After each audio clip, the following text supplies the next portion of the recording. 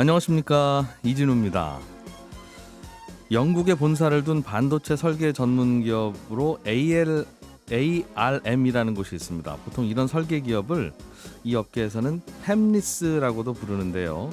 ARM은 이 팹리스 기업 중에서도 시장 영향력이 절대적인 기업으로 이 회사 없으면 반도체 못 만든다는 이야기가 나올 만큼 유명한 회사지요. 이 기업을 우리나라 SK하이닉스가 컨소시엄 형태로 인수하겠다는 얘기가 나오면서 실제로 가능성이 있는 이야기인지 시장의 관심이 커지고 있습니다. 오늘 공부왕 이종훈 시간에는 ARM이 어떤 회사인지부터 왜 이 회사를 인수하고 싶어 하는지 반도체 업계 이야기 좀 공부해 보겠습니다.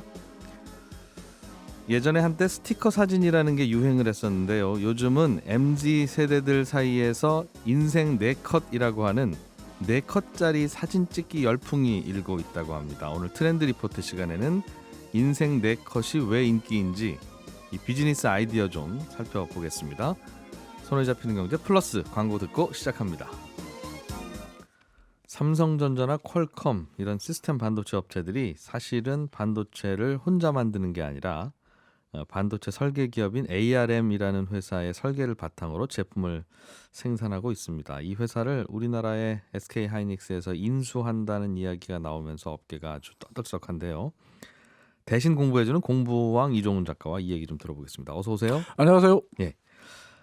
반도체 업계가 정말 들썩거리고 있습니까? 신문에는 네, 그렇게 보도가 되던데. 들썩거리고 있어요. 신문 보도가 맞는 것 같아요. 예. 이유는 SK하이닉스가 인수하고 싶다라고 한 회사가 바로 ARM이기 때문에 ARM. 이 한마디로 다 정리가 됩니다. 업계에서는 그래? 이렇게 이런 회사인가 봐요. 그렇죠. 지금이야 논의 중이다. 인수하고 싶다 이런 희망사항을 말했으니까 들썩거리는 정도지. 예. 만약에 SK하이닉스가 ARM을 인수한다 이렇게 발표하잖아요. 예. 그러면 신문 헤드라인 이렇게 나옵니다. 전 세계 반도체 업계에 폭탄이 떨어졌다.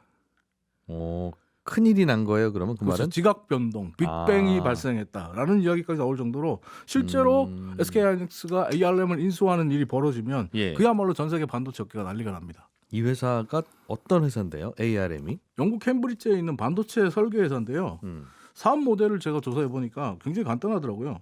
간단하게 반도체 설계도 만들고 자신들이 설계한 설계도와 기술에 대한 지적 재산권, IP라고 하죠. IP를 다른 기업들이 사용할 수 있게 허락해 주는 거예요. 그러면서 돈을 받는 거죠. 라이센스 피와 로열티를 받는 건데 제가 ARM의 총 수입 구조를 한번 분석해 보니까 라이센스 피 수입이 33%를 차지하고 전체 수입에 그리고 로열티 수입이 전체 수입의 50%. 그러니까 83% 이상의 수입이 이 두 분야에서 나온다. 근데 이제 전 세계 1000여 개 이상의 라이센스를 맺고 있고 또 파트너 회사만 320개가 넘더라고요.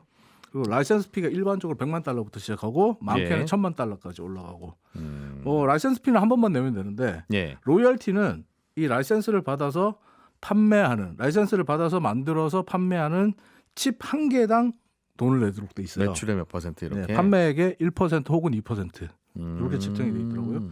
재밌는 건 이 회사가 90년에 영국에서 직원 12명으로 설립된 회사거든요. 지금도 회사가 영국에 있습니다만 일본 소프트뱅크가 지난 2016년에 36조 원의 거금을 들여서 인수를 했기 때문에 지금은 영국에 회사가 있지만 일본 소프트뱅크의 자회사다 이렇게 보시면 될 것 같습니다. 영국에 있지만 영국 기업은 아닌 이제 일본 기업으로 소속은 바뀐. 소프트뱅크가 팔려고 하나 봐요, 이 회사를? 네, 팔고 싶어합니다. 손정희 회장이 지금 이 ARM을 굉장히 팔고 싶어합니다. 좋은 회사라고 하는데 SK하이닉스는 인수를 희망한다는 거고요. 그런데 이게 디자인을 전문으로 하는 반도체를 이렇게 설계하면 좋아요. 디자인하고 그 기술 특허를 갖고 있는. 요 디자인 갖고 가서 쓰셔도 좋은데 갖고 가시는데 뭐 한 몇백만 달러. 그리고 매출의 몇 퍼센트 내시면 됩니다. 몰래 쓰면 우리가 반도체 뜯어보고 우리 거랑 똑같으면 소송합니다. 이제 이런 회사네요. 요즘은 보니까 반도체 이번에 제가 공부하면서 보니까 반도체 설계를 할 때 한 회사가 설계를 하는 게 아니라 어떤 회사 설계를 하면 이게 블록 방식이라고 해서 다른 회사의 설계 블록 하나를 갖고 오고 또 다른 회사 블록 갖고 오고 우리가 만든 블록하고 뭐 이래가지고 한 10개 정도의 블록을 합해서 반도체 칩 하나를 설계하더라고요. 그리고 또 플랫폼 방식이라고 해서 다양한 플랫폼처럼 다양한 설계들을 갖고 오는데 문제는 어떤 스마트폰이나 이 태블릿 PC의 반도체 칩 AP라고 하는데 이 AP를 설계할 때 어떤 설계를 하든 간에 이 ARM의 설계는 무조건 들어가야 돼요. 거의 무조건이라고 보시면 됩니다. 그 이 왜 그러냐면 예. 이 ARM이 갖고 있는 설계 기술이 독보적인 게 전 세계에서 유일하게 소위 저전력 소비 칩이거든요. 그러니까 이게 그 태블릿 PC나 스마트폰 예전에 피처폰까지 예. 이 사실 이 ARM이 전 세계적인 유명세를 띠고 지금의 기업이 되는 데 있어서 노키아의 공이 굉장히 컸어요. 노키아가 예전에 피처폰을 만들 때 네. 2G폰, 3G폰을 만들 때 발열 문제로 고민했거든요. 발열 문제로 고민했는데 이 발열 문제를 해결해 줄 수 있는 기술로 ARM의 설계도 칩을 채택을 했거든요. 그때부터 유명하다. 근데 아시겠지만 스마트폰이나 태블릿 PC 같은 경우에 이 여러 가지 정말 작동을 많이 하잖아요. 그러니까 정말 열이 많은 나죠. 일을 하잖아요. 그러니까 열이 나잖아요. 예. 근데 ARM이 갖고 있는 기술이 명령어를 축소해 가지고 명령 종류를 줄여 가지고 처리 속도도 빠르게 하고 발열도 줄이는 이 기술을 갖고 있어요. 식당으로 치면 직원들 동선 안 엉키게 그렇죠. 이렇게 네. 테이블 이렇게 놓으시고 주방 동선은 이렇게 하고 그렇죠. 그러면 네. 손님 많을 때도 직원들끼리 서로 안 부딪힙니다. 네. 그리고 주문과 배달까지 원스톱으로 딱 할 수 있습니다. 요거를 이제 잘 만든 거예요. 반도체 안에 그런 인테리어 구조를 네. 그러다 보니까 다른 팹리스들 같은 게 다른 반도체 설계 회사들 같은 경우도 이 ARM의 이 기술은 갖고 와야 되는 거예요. 네. 그러다 보니까 ARM은 팹리스 오브 팹리스, 전 세계 반도체 업계의 갑 오브 갑이라고 그러니까 불리는 독보적인 유일무이한 설계 회사들도 있는데 반도체 설계 해주는 회사도 있는데 퀄컴이 설계 회사와 제조 회사잖아요. 근데 퀄컴이 제조보다는 설계에 더 강점이 있죠. 팹리스죠. 퀄컴도. 만드는 건 뭐 대만이나 네. 삼성이 삼성이 만드니까. 근데 예. 퀄컴 같은 경우에 통신용 반도체 칩의 대명사라고 하는 퀄컴이 뭐 대표적인 팹리스인데 이 퀄컴도 냉정하게 말하면 ARM의 기술 없이는 칩 하나도 설계 못해요. 그런 회사군요. 네. 그리고 실제로 우리도 예. 이 ARM의 기술을 일상생활에서 너무 많이 쓰고 있죠. 그러니까 방송을 들으시는 분들, 청취자 여러분들도 ARM의 기술을 쓰고 계신 거예요. 예. 왜냐? 스마트폰과 태블릿 PC를 쓰시니까.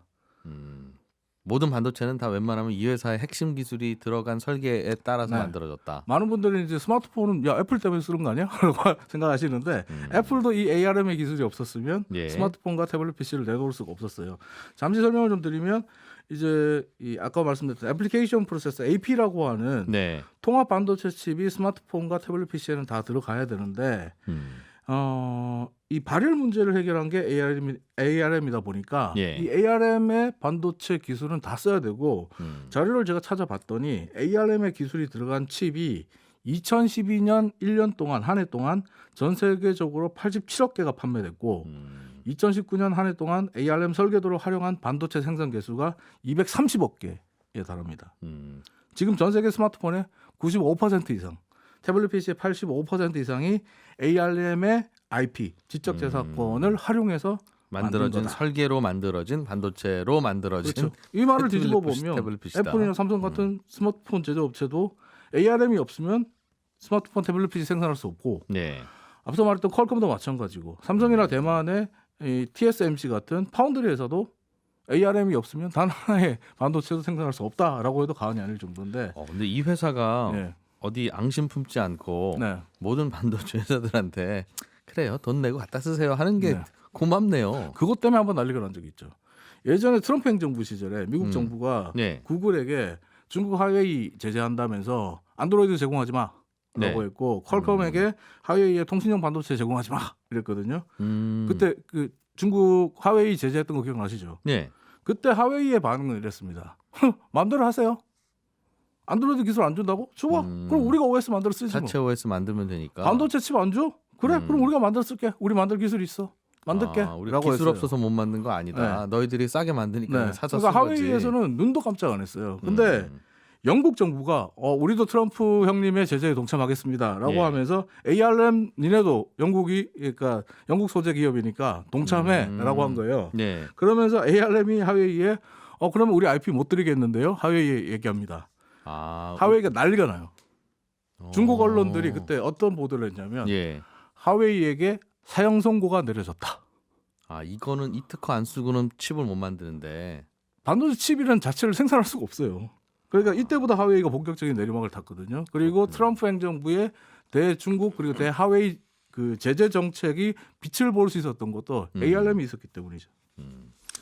우리도 가끔 야 우리 한국에 있는 삼성전자 하이닉스가 D램 안 만들어주면 전 세계에서 가전제품이고 뭐고 아무것도 못 돌아가라고 생각을 하긴 하는데 네. 우리가 대부분 만드니까 그건 전문가 얘기를 들어보니까 그거는 안 만드는 순간 다른 나라들도 그냥 만들 공장 수 세워서 있죠. 만들면 된다. 네, 네. 우리만 만들 수 있는 게 아니라 우리가 제일 싸게 잘 싸게 만드니까 생산성과 그다음에 그러니까 가격 조건 이런 것들이 제일 적합하게 네. 나오는 거죠. 마치 그 양말처럼 네. 집에서도 만들어 신을 수 있는데 네, 네. 그럼 비싸고 괜히 번거롭고 그러니까 그냥 사다 신는 거지. 네. 너희들이 안 만들어 주면 우리는 그냥 만들어 신으면 돼 하는 네. 거래요 D램이. 그렇죠. 그렇다고 무시할 거는 아니지만 근데 이거는 아니네요. ARM의 설계 기술 IP는 얘기가 완전히 달라요. 그러니까 오죽하면 하웨이가 구글이랑 퀄컴의 그 제재에 대해서 콧방귀도 안 꼈는데 예. 영국의 ARM이 이 작은 회사인 ARM이 구글이나 퀄컴보다 매출이 작거든요. ARM이. 근데 예. 이 ARM이 우리 기술 못 드립니다라고 하니까 예. 바로 사용 선고가 내려졌다라고 말하면 사색이 될 정도잖아요. 아니 이렇게 훌륭한 기업을 이제 알려주시는 것도 신기하고 뭐 그건 그렇다고 치더라도 영국은 이런 회사를 갖고 있는 걸 왜 일본 소프트뱅크한테 넘겼으며 네. 소프트뱅크는 또 이 회사 팔려고 내놓는다고요? 네. 뭐 좀 팔려고요. 문제가 있습니까? 이게 왜- 이제 세 왜 가지 이러죠? 정도 이유가 있어요. 예, 저도 예. 이번에 공부하면서 알게 된 건데 이 회사가 정말 굉장하고 전 세계 반도체 생태계에 어마어마무시하게 정말 중요한 회사인 건 맞는데 네. 생각보다 돈을 잘 못 벌어요.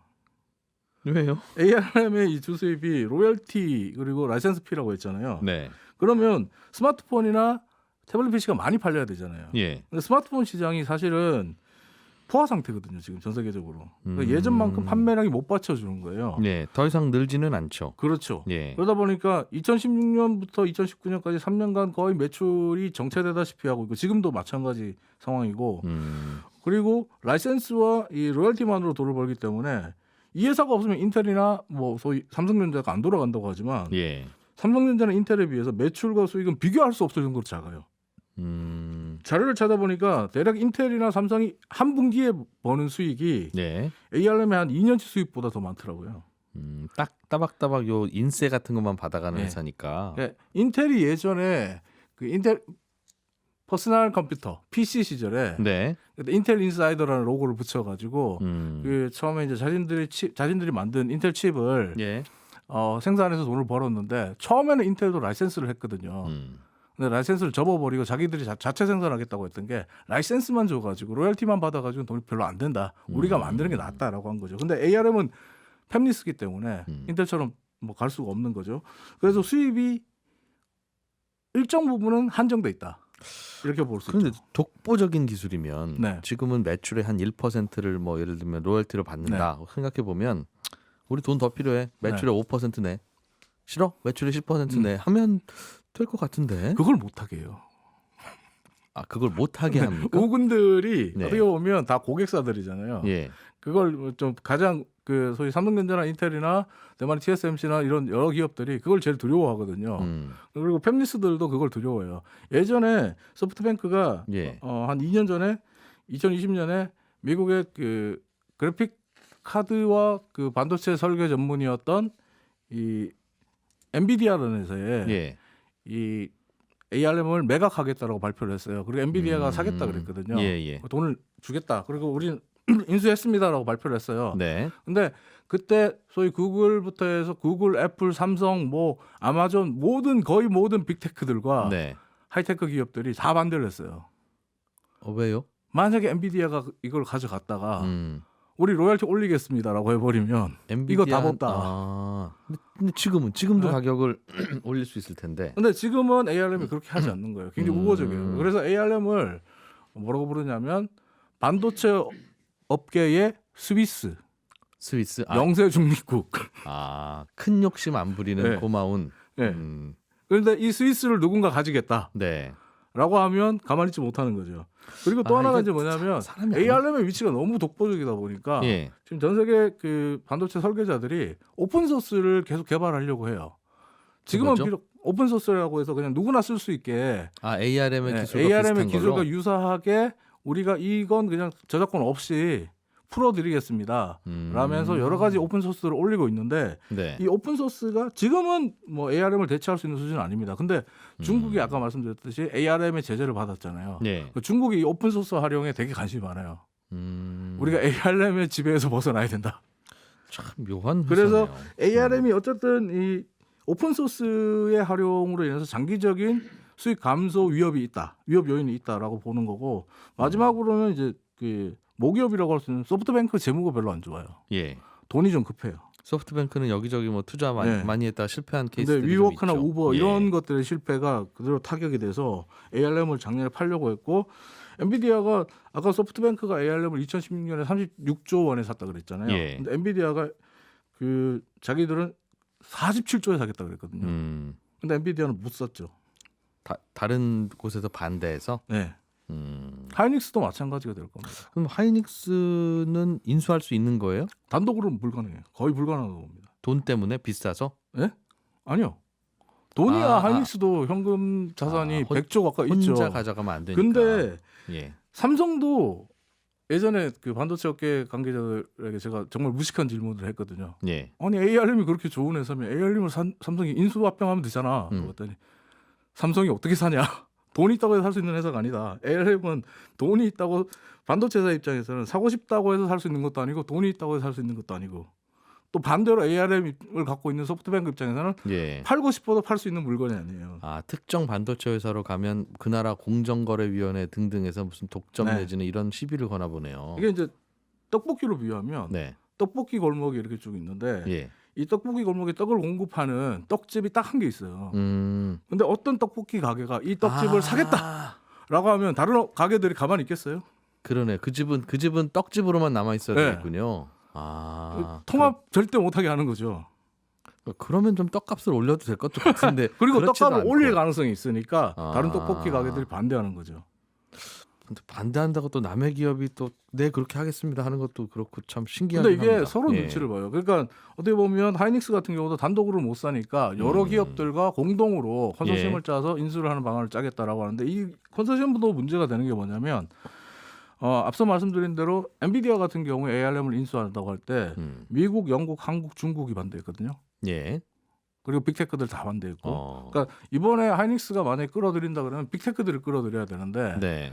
미국 뭐 예를 들면 구글이나 뭐 퀄컴이나 음. 한국 같은 경우 삼성도 끌어들이고 뭐 다른 데 다 끌어들여서 예. 영국에서도 끌어들여서 컨소시엄을 만들어서 야 그래도 우리가 이렇게 하면 네. 영세 중립국 스위스의 위상이 흔들리지 않을 거야 라고 말한다고 해도 문제가 발생하는 게 지금 미국은 반도체 생태계에서 중국을 배제하자주의잖아요. 그렇죠. 근데 중국 기업을 끌어들이지 않으면 중국 정부에서 승인을 안 승인을 해주겠죠. 안 해주죠.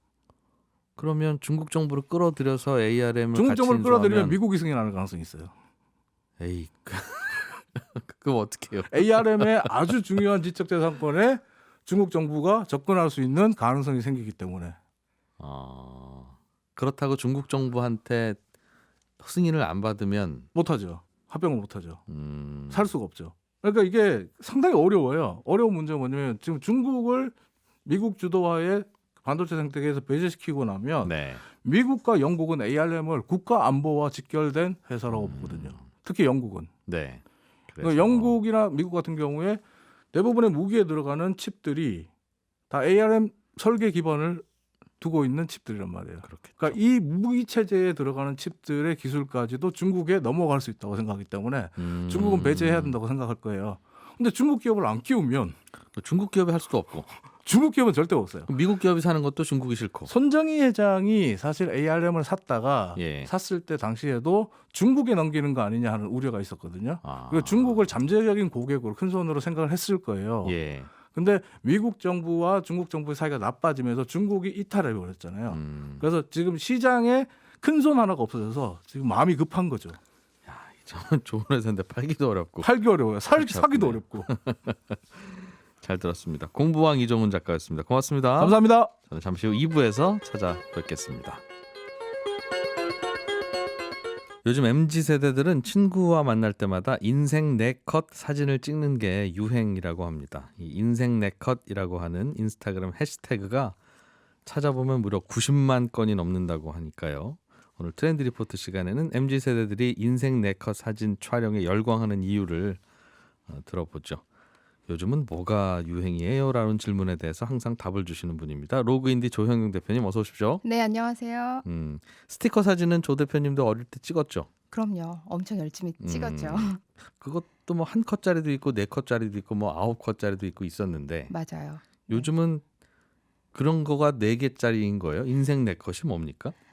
네 컷으로 구성되어 있는 사진이고요. 예. 우리 때만 해도 저희 때만 해도 스티커 사진이었잖아요. 예. 그래서 뒤에를 이렇게 뜯어가지고 음. 다이어리나 이런 데 붙일 수 있었는데 네. 지금은 스티커 사진은 아니더라고요. 말 그대로 인화지에 이렇게 네 컷으로 4등분 돼서 나오는 네 컷 사진이라고 해서 이제 4장으로 구성되어 있는 사진 한 장 사진이고요. 딱 보면 4등분이 되어 있어서 사진 4개 들어가 있다. 그리고 각각이 다른 포즈로 찍을 수 있는, 그러니까 4번을 촬영을 해서 한 장에 나오는 사진입니다. 예. 이 사진이 MZ 세대들이 굉장히 열광하는 요즘 그 유행 중에 하나인데요. 젊은 세대들이 주로 방문하는 그런 거리에 가면 예. 거의 한 블럭에 몇 개씩은 이 인생 네컷 사진관들이 있습니다. 사진관. 네, 그러니까 이제 포토부스처럼 되어 있는데요. 그 안에 들어가면 이제 부스 안에 들어가는 거고요. 그 안에 들어가서 본인이 원하는 포즈와 또 컬러, 뭐 이런 그 필터 이런 것들을 선택을 해서 사진 촬영을 하는데 네. 이들이 왜 이렇게 인생 네컷에 열광을 하느냐? 대부분 이제 그 의견들은 본인이 준비되어 있지 않은 상황에서 사진에 찍히는 것을 MZ 세대들은 굉장히 싫어한다고 해요. 내가 뭔가가 준비가 됐고 예. 내가 뭔가 꾸며져 있고 내가 예쁘게 나와야 돼. 네. 사진에서. 그리고 그런데 뭐 사진관에 가서 사진을 찍는 거는 이렇게 서보세요, 뭐 옆으로 고개를 돌리세요 하는 이런 또 지시에 따르는 것도 싫어한다고 해요. 부담스럽죠. 네, 그래서 자기 주도하에 자기가 부담스럽지 않으면서 또 주변에 보는 사람도 인식하지 않으면서 그 부스 안에서 본인이 원하는 포즈와 본인이 원하는 필터를 통해서 촬영 버튼도 본인이 직접 누르거든요. 그게 스티커 사진이잖아요. 스티커 사진이랑 또 퀄러티가 또 사진 퀄러티가 굉장히 많이 다르고요. 사진관에서 찍은 사진처럼 잘 나오는데. 네. 그리고 후보정이나 이런 것들이 필요 없을 정도로 만족스러운 사진을 얻을 수 있기 때문에 정말 인생 사진이다. 그래서 인생 네컷이신데 친구들을 만나면 일단 오랜만에 만나면 이 인생 네컷부터 찍고 밥을 먹거나 커피를 마시거나 이렇게 다닌다고 해요. 그러면 그것도 예전처럼 자판기 같이 생긴 곳에 들어가서 하는 들어가서 겁니까? 하는 겁니다. 생긴 건 똑같은데 똑같이 네, 그렇게 되어 퀄리티 있어요. 올라간 사진 자판기네요. 그렇죠. 사진 스티커. 네. 예. 이 스티커 이 인생 네컷 사진이 가격도 사실은 4장에 4,000원에서 5,000원 정도 하거든요. 예. 그러니까 이제 커피 한 잔 정도 가격이고 이 네컷 사진을 찍으면 2장이 나와요. 예. 그러니까 친구랑 한 장씩 이렇게 나눠 가질 수가 있기 때문에 그날의 어떤 기록, 아날로그 방식의 기록이라고 보면 될 것 같습니다. 같이 찍을 수도 있고 혼자 찍을 수도 있고. 네. 이게 그런데 길 가다 보면 증명사진 찍는 자판기라고 해야 되나요? 네. 그런 게 있어요. 네. 운전면허 시험장이나 이런 데 가면 그 있죠. 앞에 가면 혼자 딱 앉아서 버튼 탕 누르면 플래시 팡 터지고 그 잠시 후면 쫙 사진 나오고. 네, 네. 사진관 퀄리티하고 뭐 크게 다르지 않아요. 사진이 잘못 나오면 그건 제 상태가 안 좋아서 잘못 나오는 것일 뿐 똑같이 찍어주니까요. 네. 음, 그런데 만족스러운 적 있으셨어요? 일반적으로 근데 길에서 급하게 찍는데 제 상태가 좋을 리가 별로 없죠. 그런데 그런 사진기와 이런 인생 네컷이랑의 차이가 불빛도 좀 조명도 다르고요. 그리고 컬러냐 흑백이냐 레트로 느낌이냐 그 안에 들어있는 사진 필터들도 다르고 예. 또 포즈도 어떻게 취해야 될지 잘 모르잖아요. 네. 이 뭐 모델들이 아니니까. 그래서 어떤 포즈 가이드도 나와요. 이렇게 해봐라 저렇게 해봐라. 그래서 그 포즈 가이드대로 따라하면 예. 그 모양으로 이렇게 사진을 찍을 수가 있거든요. 여러 가지의 일반 그런 말씀하신 증명사진 찍는 셀프 증명사진 찍는 곳과는 퀄러티가 좀 굉장히 많이 다르다? 다르고 예. 그럼 좋은 휴대폰으로 찍은 셀카하고는 어떻게 다릅니까? 출력할 수 있다라는 거고요. 종이로 출력도 해준다. 네, 네, 그렇습니다. 예. 그래서 자기 주도적 사진 촬영이고 또 이게 아날로그 사진이고 네. 결과물을 즉석에서 바로 얻을 수 있다. 바로 요 점 때문에 MZ 세대들이 열광을 하는데요. 네. 이런 아날로그 사진 자체에 매우 관심이 많으면서 이들이 주로 방문하는 이런 그 장소들 보면은 핫플레이스나 뭐 힙플레이스라고도 하거든요. 예. 힙한 공간 네. 장소라고 예. 해서 이런 곳을 가면은 이런 인생 네컷 같은 포토 부스뿐만이 아니라 음. 폴라로이드 카메라나 또 아까 말씀하신 것처럼 핸드폰으로 찍은 사진을 즉석에서 프린트해주는 포토 프린터 이런 것들을 많이 구비해 놔서 이들이 원하는 이런 아날로그 사진에 대한 니즈를 좀 충족시키는 이런 장소들이 많이 생겨나고 있다고 합니다.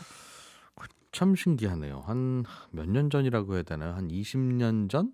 뭐 30년 전만 하면 다 사진이 아날로그 사진이었으니까 네. 사진 찍으면 무조건 현상에서 종이로 뽑고 앨범에 꽂아놓고 하는 게 일반적이었는데 네. 이게 요즘엔 핫하거나 힙하거나 신기한가 봐요. 다 디지털로 사진을 찍다 보니까 종이에 사진이 인쇄돼서 나오는 게 신기하다. 별로 없죠. 그리고 아. 이제 대부분은 뭐 이런 SNS에 자신의 사진이 보관되어 있지 네, 앨범으로 따로 가지고 있는 경우는 많지 않잖아요. 그렇죠. 옛날 사진을 보려면 음. 블로그나 이런 데를 주소를 알려주지만 네네. 앨범을 예. 보여주진 않잖아요. 그러다 보니까 디지털이 이제는 좀 식상하고 아날로그로 뭔가를 소장하고 그날의 기록을 남길 수 있는 것 이런 거에 좀 열광을 하는데요. 그래서 한 카페에서는 네, 그 우리가 그 영수증을 카드로 계산하면 영수증을 출력해 주잖아요. 네. 그런 영수증에 출력해 주는 그런 그 종이를 비치를 해 놓고 음. 요거 자체가 포토 프린터가 되는 거예요. 그래서 이 핸드폰이랑 연결을 하면 네. 포토로 사진을 그 영수증으로 인화해 주는 이런 서비스들. 그러니까 오히려 카드 영수증은 안 받아도 돼요. 이렇게 얘기를 하는데 예. 사진은 출력해 주세요 하면은 사진을 출력해 주면서 어떤 매장을 홍보하거나 하는 그런 방식으로 그런 식으로. 이어지고 있다고 합니다. 네. 그러면 찍은 사진은 종이에다 인쇄돼서 나올 텐데 네. 그 사진을 나는 디지털 파일로 보관하고 싶다. 네. 뭐 어디 SNS에 올리고 싶다. 네. 요즘 그 인생 네컷이나 이런 사진으로 보면 아날로그 사진에 보통 옆에 QR코드가 있어요. 예. 그래서 그 QR코드를 찍으면 그 아날로그에서 찍은 그 사진이 아. 디지털로 저장되어 있는 곳에 주소를 알려주는 거군요. 그 사진을 받을 수가 있습니다. 그래서 자신의 SNS나 이런 것에 올릴 수도 있고요. 그러니까 그렇게. 디지털과 아날로그를 둘 다 만족시킬 수 있는 것이죠. 아, 그게 아이디어군요. 요거 네. 디지털로 받으려면 여기로 가시면 됩니다. 네, 그리고 요즘에는 또 앱으로도 스캔하는 앱들도 굉장히 잘 돼 있어서 뭐 네. QR코드로 못하면 스캔하는 것도 굉장히 깨끗하게 스캔이 되기 때문에 그런 식으로도 많이 활용을 합니다. 내가 찍은 거니까 주나 봐요. 그 좀 다른 얘기인데 네. 저도 전에 당연히 아이들 돌 사진 찍었을 거 아니겠어요? 네. 사진사님께 부탁해서 네, 사진은 잘 나와서 예뻐서 네. 저 이거 파일도 같이 좀 주세요 그랬더니 그거는 안 된다고 내지는 네. 꽤 비싸게 부르시더군요. 그리고 뭐 사이즈가 아무래도 용량도 크고 전달하는데도 또 뭐 시간이 그래서 저도 그러기도 크게도 하겠죠. 확대해보고 이렇게 해서 하려고 봐달라고 했더니 네. 그런 생각인 거 사실 알지? 그런 이러고 것을 네, 그런 걸 가격으로 책정을 해서 차라리 네. 그렇죠. 조금 저렴하게 제공을 해도 될 법도 한데 말이죠. 저렴하지는 않았어요. 근데 나중에 들어보니 그게 이제 그 작가의 작품인데 어떻게 그냥 줍니까 하는 거라서 네. 좀 생각이 다르시구나 하는 걸 느꼈는데 이건 그냥 주는군요. 네, 그렇습니다. 네. 그리고 이런 포토부스를 또 이 매장이나 브랜드들은 마케팅용으로 이 MZ 세대들이 굉장히 좋아하다 보니까 마케팅용으로도 많이 활용을 하고 있는데요. 예를 들어서 그 인생 네컷의 테두리 부분을 우리가 이제 프레임이라고 하는데요. 예. 그 테두리가 대부분은 블랙이거나 뭐 화이트거나 이렇게 단색으로 되어 있어요. 네. 사진을 둘러싸고 있는 프레임이죠. 예. 근데 여기에 자신이 그 홍보하고자 하는 어떤 그 브랜드의 로고를 넣는다거나 또는 어떤 그 매장의 이름을 넣는다거나 하는 예. 방식으로 해서 소비자들을 유도를 하는 거죠. 방문을 유도하는 거죠. 아, 대신 이 인생 네컷 사진을 이 무료로 찍을 수 있게 해주는 거죠. 그럼 가게에다가 그 사진 자판기를 같이 넣어놓고 네, 출력하면 바로 나오는데 바로 나오는데 대신 거기 그걸 테두리에 땡땡 분식이라고 써 있다 이거죠. 그렇죠. 대신 이제 이것을 이용을 하려면 뭔가의 액션을 취해야겠죠, 소비자들이. 뭐 그래서 2만 원 이상 먹으면 뭐 등등 또는 뭐 SNS에다가 올려주면 올려주거나 하는 방식으로 음. 홍보도 많이 하고요. 네. 최근에는 이 포토부스가 웨딩홀 결혼식장에서도 많이 발견이 된다고 합니다. 결혼식장에 그 하객들이 보통 오면은 네. 굉장히 잘 차려입고 오잖아요. 화장도 음. 예쁘게 하고. 그런데 방명록을 쓰고 나면 누군지 기억이 잘 안 나고 오랜만에 결혼식장에 보는 친구들도 많고 예. 또 뭐 친구들 사진 찍을 때 못 가고 빨리 나가야 되는 경우도 있고 네. 그러니까 방명록 대신에 이 포토부스를 설치를 해놓고 오는 사람들이 직접 사진을 찍게 하는 거예요. 방문객 하객들을 위한 셀카를 찍어서 네, 너도 하나 가져가고 나한테도 하나 남겨라. 그렇죠. 방명록 대신에 사진을 남기게 하는 이런 것도 이제 지금 웨딩홀이나 이런 곳에서 많이 활용을 하고 있다고 합니다. 그렇군요. 야, 한정판 인생 네컷이라고 하는 게 그 설명해 주신 그 독특한 네, 브랜드 찍혀 있는 거고. 그래서 또 이런 그 MZ 세대들이 예. 이 프레임이 네. 또 프레임을 가지고 이벤트를 많이 하기 때문에 뭐 예를 들어서 이제 그 브랜드들이 하는 그 한정판이라고 하죠. 어떤 네, 리미티드가 딱 정해져 있어서 브랜드와 콜라보한 어떤 이벤트 존에 방문을 해서 이 인생 네컷을 찍기 위해서 한정판 인생 네컷을 기록하기 위해서 네. 재방문을 하기도 하고 계속 돌아다니면서 이런 이벤트 존을 찾아다니기도 하거든요.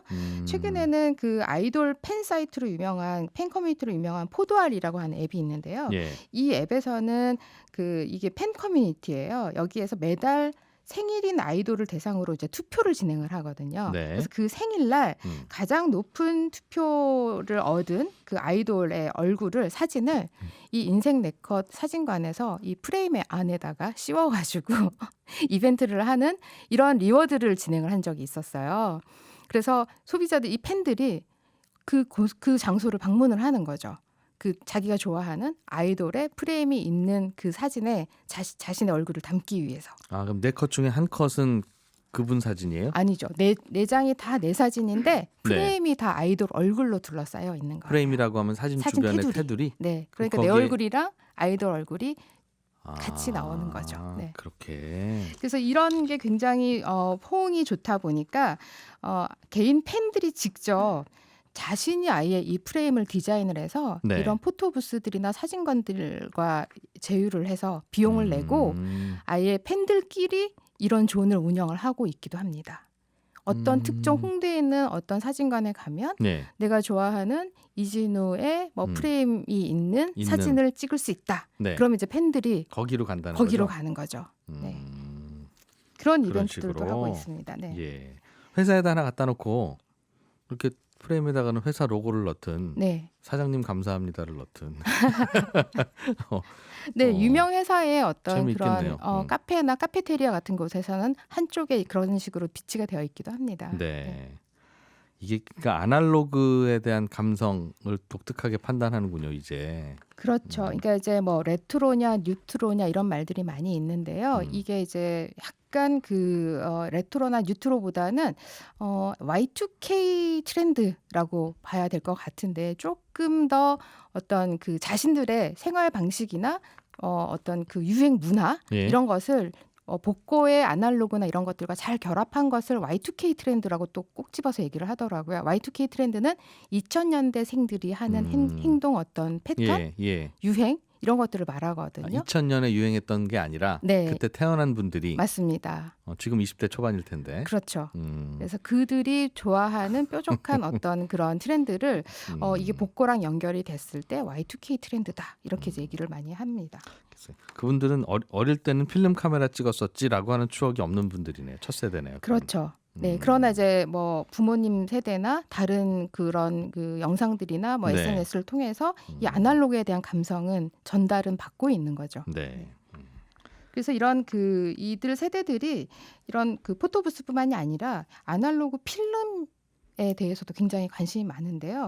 필름 카메라가 예. 이 카카오톡 선물하기 중에서 굉장히 인기 있는 가지고 싶은 받고 싶은 선물로 이렇게 많이 자기가 저장을 하고 있다고 해요. 그래서 이제 생일이나 어떤 특정 기념일에 필름 카메라를 선물하는 경우가 많은데 네. 이 필름 카메라를 들고 다니는 게 하나의 어떤 굉장히 힙한 이런 문화인 것처럼 또 이렇게 찰칵 소리 나고 네 그리고 찍찍찍찍 감으면 필름 감기고 그렇죠.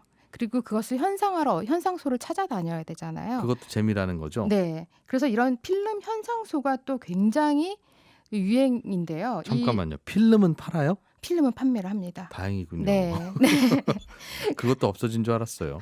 그 필름 온라인으로 많이 구매를 하는 것 같고요. 네. 필름 현상소는 이런 젊은이들이 많이 찾는 핫플레이스에 주로 많이 있는데요. 네. 이 현상소도 예전과는 조금 다른 모습으로 복합 문화 공간처럼 많이 꾸며져 있다고 해요. 예를 들어서 뭐 1990년대 홍콩 영화에 나올 것 같은 분위기로 꾸며져 있거나 예. 그래서 뭐 중경상님 같은 그런 영화를 떠올리게 하는 것처럼 뭐 망우삼님 이런 식으로 이름을 붙인다고도 하고요.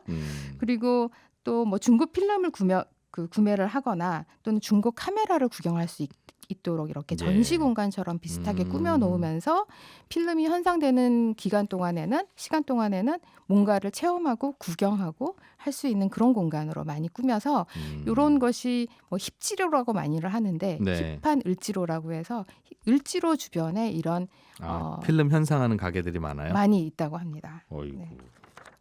야, 이렇게 아날로그가 점점 바뀌면 곧 집에 연탄 보일러 들어놓는 분들도 생길 것 같아요. 그런데 아궁이 다시 파고. 그런데 아날로그가 좋긴 한데 또 굉장히 번거로운 면도 있잖아요. 음, 그래서 이게 조금 주춤하지 않겠느냐. 결국엔 다시 디지털로 가지 않을까? 한두 번이지? 네, 보는 분들도 있는데 음. 그 사이에서 출시된 서비스들을 보면은 요 두 가지를 약간 결합한 서비스라고 볼 수 있습니다. 네. 후지필름에서는 그래픽이라고 하는 앱을 만들었는데요.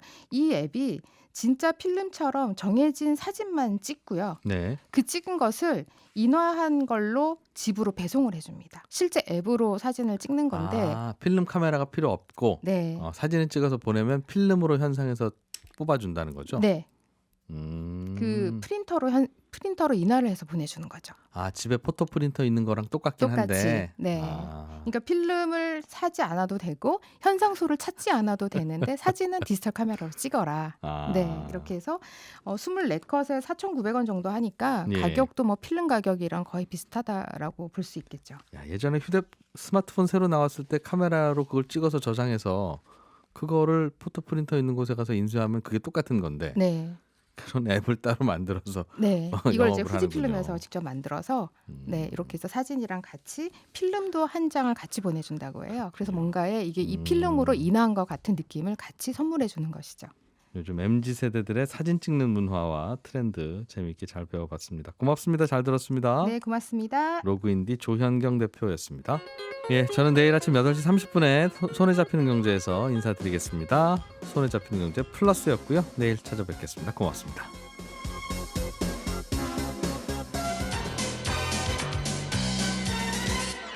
더 깊고 더 재미있는 경제 이야기.